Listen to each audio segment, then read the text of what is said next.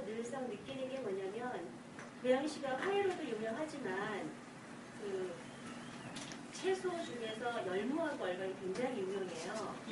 열무하고 얼갈이가. 예. 그래서 그 열무하고 얼갈이를 기르기에 좋은 토지를 가지고 있는데 여수하면은 갓김치가 유명하고 일산하면은 일산 열무 굉장히 유명한데 정말 가격이 비쌀 때 소비자가 5,000원까지 주고 사 먹거든요. 그런데 그땐 좋아요, 농민들이. 그런데 가격이 내려가서 농장에서 농가에서 아줌마를 데리고 수확을 할 때 한 달에 200원, 300원 할 때도 있었어요. 얼마 전에. 그러면 그때 그거를 다 갈아 엎어버린 거예요. 입건비가 안 나와서. 그러면은 저는 이제 늘 제가 기술센터 가서 이제 의견을 이제 제시하는 게 우리 고양시도 열무김치를 한번 승부 한번 걸어보는 게 어떻겠느냐. 제가 이번에 제가 그 페이스북 활동을 하다 보니까요. 그 일본 쓰나미가 터졌을 때 일본을 그 고객들이 4명이나 생겼어요. 근데 그게 뭐냐면 김치를 많이 먹고 싶어 하는데 왜 배추김치만 있느냐. 열무 얼갈이도 먹고 싶은데 일본에는 그런 게 없대요. 들어오지도 않는데요. 그래서 저는 이번 기회에 해외에 나가 있는 우리 동포들한테 또는 다른 우리 외국인들한테 우리 열무를, 일산의 열무를 좀 활성화시켜서 정말 이렇게 버리지 않고 갈아엎지 않고 이거를 김치화 사업을 해서 우리 지역별의 그 특별한 상품으로 좀 만들어주는 어떤 계기가 됐으면 좋겠다 생각을 많이 하고 있었어요.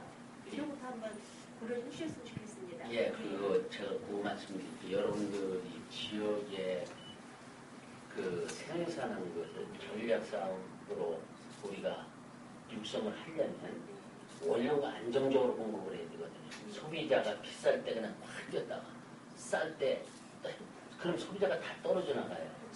그럼 일정하게 그 공급을 해야 돼요. 그러니까 많을 때든 싸든 비싸든 간에 일정하게 해야 되거든. 그러려면 정부에서 앞으로 어떻게 하냐면 생산자 보호에서 농협의 계약 제외를 합니다. 계약 제외를 작년도에는 농협이 8%라든 금년도 15%예요. 2015년까지 50%를 밀려요. 그러면 농협이 계약 제외를 해서 계속적으로 그 가격으로 하면 농가는 소득이 고정적 아니겠죠. 그러니까 그거를 소비자한테 고향의 갓김치다, 얼갈이 김치다 하는 거를 소비자한테 고정적으로 하면 브랜드가 됩니다. 그러면 그게 수출도 되고 되는 거예요. 이거를 우리나라에 뭐가 제일 문제냐면 쌀 때 화장천에서 싸게 팔고 비쌀 때는 이게 안 나가잖아요. 이렇게 하면 브랜드화가 안 되는 거예요. 그러니까 여러분들이 그거를 쌀 때는 그 여러분들이 냉동에다가 저장을 한다든지 조림을 해서 저장한다든지 이렇게 해서 고정적으로 팔아줘야 소비자가 고향의 얼갈이 김치, 고향의 갓김치 그렇게 되거든요. 지금 그 여수 갓김치 있잖아요. 갓김치가 왜 이름이 났느냐? 계속적으로 같은 가격으로 계속 공급한 게 되는 거거든. 이런 게 필요해요. 그렇기 때문에 그거는 제가 농협에다도 얘기를 할 테니까 농협에서 계약 제휴를 하도록 하겠습니다. 그래서 원료를 안정적으로 공급해서 그 원료에 의해서 생산인 갓김치도 안정적으로 공급을 하면 고향의 갓김치 그러면 수입상들이 돼야 되는 거예요. 그렇잖아요. 그렇게 해야지 되지. 국내 브랜드도 안 됐는데 국내에서도 유명하지 않는데 이 수출이 되겠어요. 국내에서 브랜드화가 돼야 수출 브랜드화가 될 거 아니에요. 그렇잖아요. 그런 측면에서 그래서 이번에 우리가 농협에 이런 계약 재배라든가 이걸 하기 위해서 농협에 이번에 정부에서 4조 원을 대줘요. 경제사업 활성화라 해라 해서 4조 원을 정부에서 농협에서 대줍니다. 그래서 경제사업을 하고 공개 계약 재배를 하고 물류센터를 만들고 농민들한테 가서 바로 직거래를 팔아줄 수 있는 그런 걸 하거든. 그렇기 때문에 요거는 고향에 농협에다 그걸 한번 추진해보세요. 저도 필요하다 그러면 내가 지시를 한번 할 테니까 그런 식으로 해서 브랜드화를 우선하겠습니다. 그렇게 해야 수출도 되고 하는 거예요. 서울에서 온 대학생 예진협이라고 하는데 누구요? 예진협. 예. 저는 전통식품에 관심이 많고 졸업 후에 창업이나 이런 것에 관심이 많거든요. 식품 산업을 통해. 예.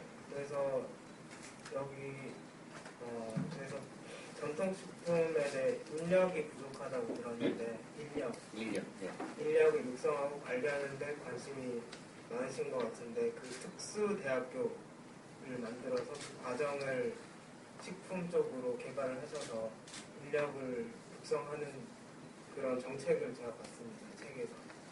이게 잘 추진되고 있는지 알고 싶고, 그리고 제가 제안하는 것은 IT 쪽으로만 지금 청년들이 관심이 많은데 식품 쪽에 지금 시장이 IT 쪽보다 세계 시장으로 봤을 때 더 크다는 거를 오늘 처음 알게 됐는데요.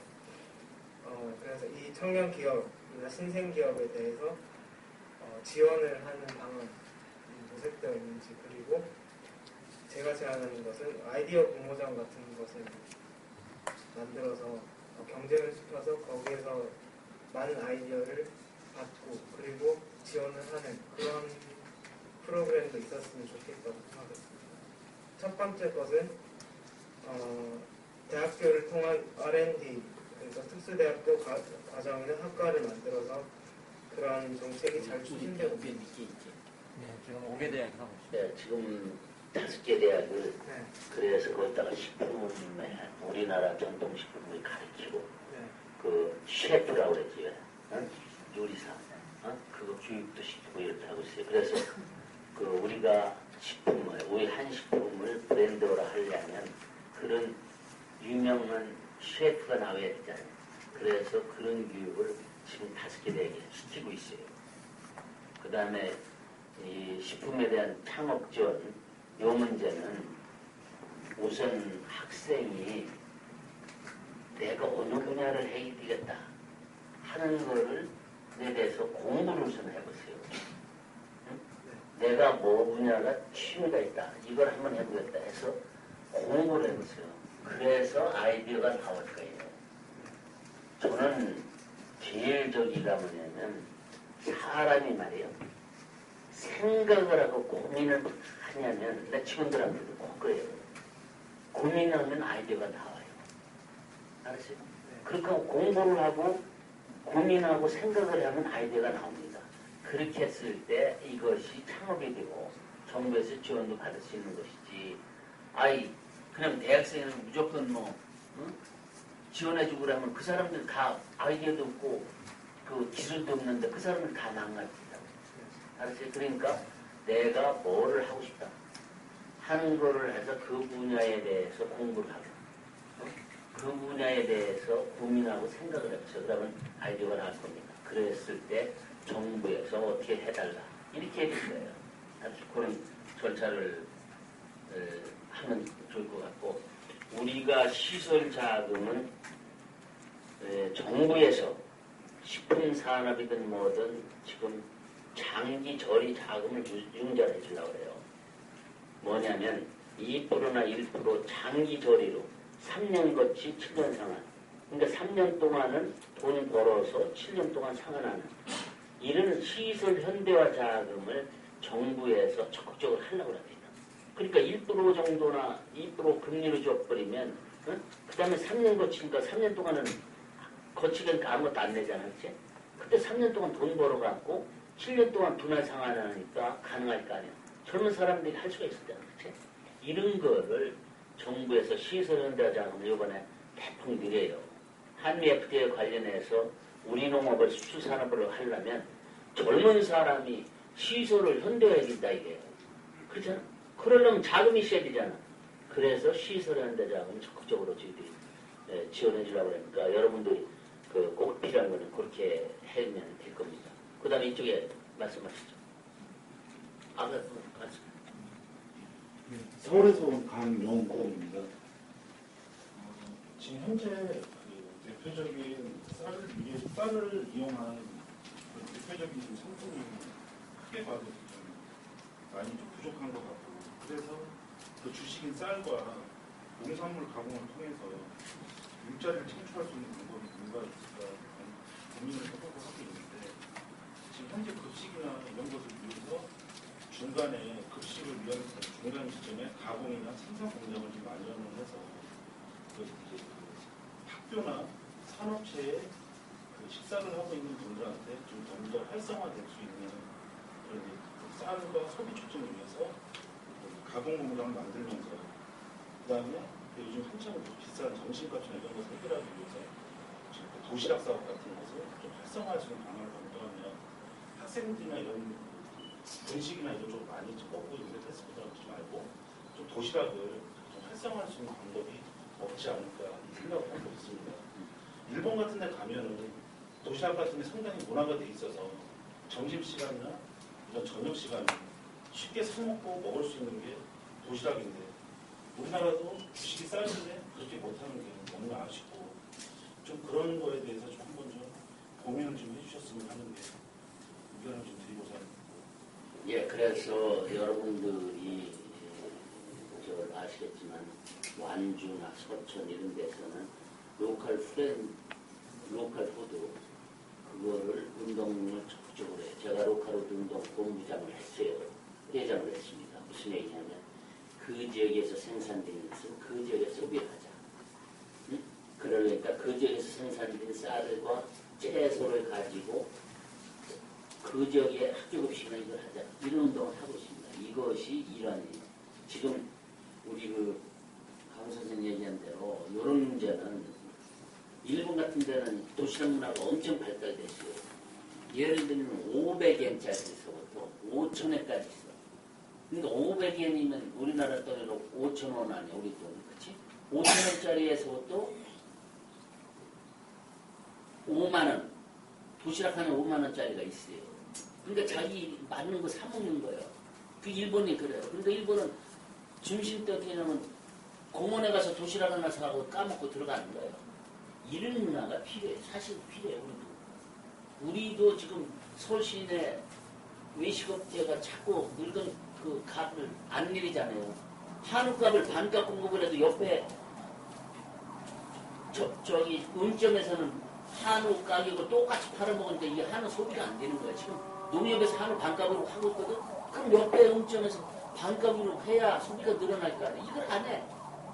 이런 문제는 우리 감명 말씀대로 그런 게 필요한 거예요. 그래서 정부에서도 이 로컬 푸드 운동 공부를 정부에서 직접으로 못하지만 간접적으로 지원을 해주고 싶습니다. 그래서 그 지역에 생산된 것은 그 지역에 소비할 수 있는 그런 운동을 캠페인을 적극적으로 하고 있습니다.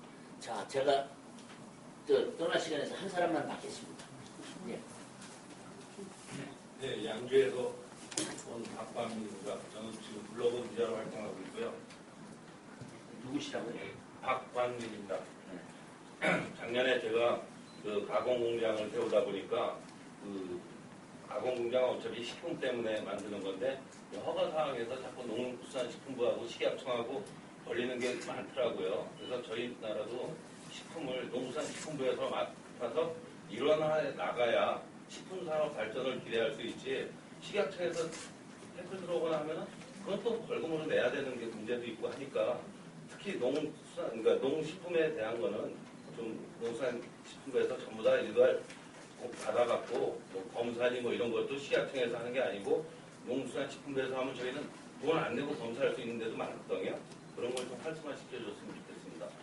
예, 좋으신 말씀이에요. 저희들 그거가 부처 간에 이 농림수산식품부나 일부 품목에 대해서는 그 다음에 식약청이나 중국에서 번거로움이 많아요. 그래서 이거를 협의를 자꾸 통해서 일어나도록 업무는 다른 데서 하더라도 그 업무 협조가 일어나도록 노력을 하고 있습니다. 그래서 우리 박 선생이 야 이런 거는 이렇게 해달라 이런 건의를 주세요. 그러면 식약청이 협의를 해서 일어나시킬게. 그래야지 이거를 업무를 하면 이게 밥그릇 쌓는다 이런 얘기가 아니게 이런 조치가 있는데 이런 건 이렇게 해달라. 구체적으로 해주시오. 그러면 제가 식약청장이나 복지부 장관한테 얘기를 해서 이런 문제는 이렇게 해야 될 거다.